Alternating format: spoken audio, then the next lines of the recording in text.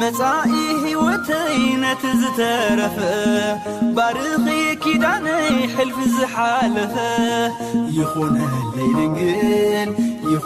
الليلنجل ننسي زتعما سماياوي بيتي صباح بسم الله በስመ አብ ወወልድ ወመንፈስ ቅዱስ አሐዱ አምላክ አሜን። መንፈሳዊ ብሂላቦው ካብ ዝሓለፈ ዝቐፀለ ካልኣይ ክፋል። እሽኒ ብርገ ማሕሬት ኳዕድሕና መጽሓፍ ላልሁ ላብ ሕተና ነብል ቀዳማይ ሕተና ዕርፍቲ ነፍሲ ክትረክብ ዘውትር ቅዱሳት መጻሕፍቲ ምምልካት ፍቶ ዕርፍቲ ነፍሲ ክትረክብ ዘውትር ቅዱሳት መጻሕፍቲ ምምልካት ፍቶ ዝበሉ ቅዱስ አቦና መን ይበሃሉ? አሜን። ብሓቃለይ ዝስመዐና ካልእ ተዋይ ቅዱስ ማር ይስሐቅ ይበሃሉ። ብሓቂ ቃለ ሕይወት ይስመዓልና ፀገየ ብዝሕሪ ካልእ ተዋኒ ቅዱስ አቦና ማር ይስሐቅ ይበሃሉ። በረከቶም ይሕደረና። ካልኣይ ሕቶና ድማ ቅዱሳት መጻሕፍቲ ምንባብ ካብ ኩናት ሓጥያት ዝከላኸል ጽኑዕ ዋልታ እዩ። ቅዱሳት መጻሕፍቲ ምንባብ ካብ ኩናት ሓጥያት ዝከላኸል ጽኑዕ ዋልታ እዩ ዝበሉ ቅዱስ አቦና መን ይበሃሉ? አሜን። ብሓቃለይ ሕይወት ይስመዐና ካልእ ተዋይ ጸጋ በረኸት ይስሐቅ አቡይ ገምድኺ አባ ኤጲፋንዮስ ይበሃሉ። ብሓቂ ቃለ ሕይወት ይስመዓልና ፀገየ ብዝሕሪ ካልእ ተዋኒ አቦና ኤጲፋንዮስ ይበሃሉ። በረከቶም ይሕደረና። ሳልሳይ ሕቶና ድማ መጽሓፍ ቅዱስን ቅዱሳን መንፈሳውያን ጽሑፋትን ዘየንብብ ሰብ ኃጢአት ምስገበረ ኃጢአት ከም ዝገበረ ኣይፈልጥን፣ ክብደት ኃጢአት እውን ኣይስምዖን እዩ። መጽሓፍ ቅዱስን ቅዱሳን መንፈሳውያን ጽሑፋትን ዘየንብብ ሰብ ኃጢአት ምስገበረ ኃጢአት ከም ዝገበረ ኣይፈልጥን፣ ክብደት ኃጢአት እውን ኣይስምዖን እዩ ዝበሉ ቅዱስ አቦና መን ይበሃሉ? አሜን። ብሓቃለይ ተስመዐና አቦይትን ብርኪ ካልእ ተዋይ ቅዱስ ማር ይስሐቅ ይበሃሉ። አሜን። ቃለ ሕይወት ይስመዐልና ፀገየ ብዝሕሪ ካልእ ተዋኒ አቦና ቅዱስ ማር ይስሐቅ ይበሃሉ። በረከቶም ይሕደረና። ራብዓይ ሕቶና ድማ ንዘመናት ተስፋ ሲኢና ክንነብር ከለና ኣብ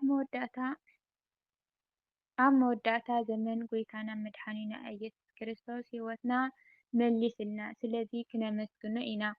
ንዘመናት ተስፋ ሲኢና ክንነብር ከለና ኣብ መወዳእታ ዘመን ጎይታና መድሓኒና ኢየሱስ ክርስቶስ ህይወትና መሊስልና፣ ስለዚ ክነመስግኖ ኢና ዝበሉ ቅዱስ አቦና መን ይበሃሉ?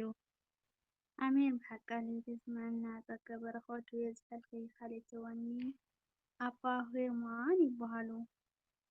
ብሓቂ ቃለ ሕይወት ይስመዐልና ፀገየ ብዝሕሪ ካልእ ተዋኒ አቦና ቅዱስ ሄርማን ይበሃሉ። ሓምሳይ ሕቶና ንርእስኻ ብሓሶት ኣይትውቀሳ፣ ንርእስኻ ምኽሳስን ትሕትና ኣይኮነን። እቲ ዓብዪ ትሕትና ሰባት ክወቅሱኻ ከለዉ ምዕጋስ እዩ። ንርእስኻ ብሓሶት ኣይትውቀሳ፣ ንርእስኻ ምኽሳስ ትሕትና ኣይኮነን። እቲ ዓብዪ ትሕትና ግና ሰባት ክወቅሱኻ ከለዉ ምዕጋስ እዩ ዝበሉ ቅዱስ አቦና መን ይበሃሉ? አሜን። ብሓቃለይ ተስመዐና ካልእ ተዋኒ አቦይትን ብርኪ ቅዱስ ስራፊዮስ ይበሃሉ። ቃለ ሕይወት ይስመዐልና ፀገየ ብዝሕሪ ህደረይ በረከቶም ይሕደረና። ሸድሻይ ሕቶና ጸጋ እንተተዋሂብካ በቲ ዝተዋሃበካ ጸጋ አመስግን። ጸጋ እንተተዋሂብካ በቲ ዝተዋሃበካ ጸጋ አመስግን። ዘይተዋሃበካ ጸጋ ክትደሊ ኢልካ ነቲ ዝተዋሃበካ ከይትስእን ዝበሉ ቅዱስ አቦና መን ይበሃሉ? አሜን። ብሓቃለይ ተስመዐና ካልእ ተዋኒ አቦይትን ብርኪ ቅዱስ ማር ይስሐቅ ይበሃሉ። ቃለ ሕይወት ይስመዐልና ፀገየ ብዝሕሪ ካልእ ተዋኒ በረከቶም ይሕደረና። እሺ ሻብዓይ ሕቶናን ናይ መወዳእታን ወርቂ ኩሉ ብሓዊ ከም ዝፍተን ናይ ክርስቶስ ጸጋን ክብርን ከይተፈተኑ ምርካብ ኣይከኣልን።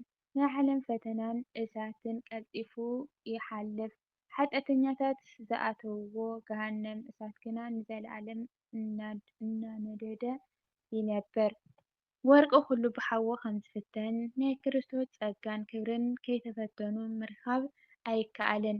ናይ ዓለም ፈተናን እሳትን ቀልጢፉ ይሓልፍ፣ ሓጢአተኛታት ዝኣትውዎ ገሃነም እሳት ግን ንዘለኣለም እናነደደ ይነብር ዝበሉ ቅዱስ አቦና መን ይበሃሉ?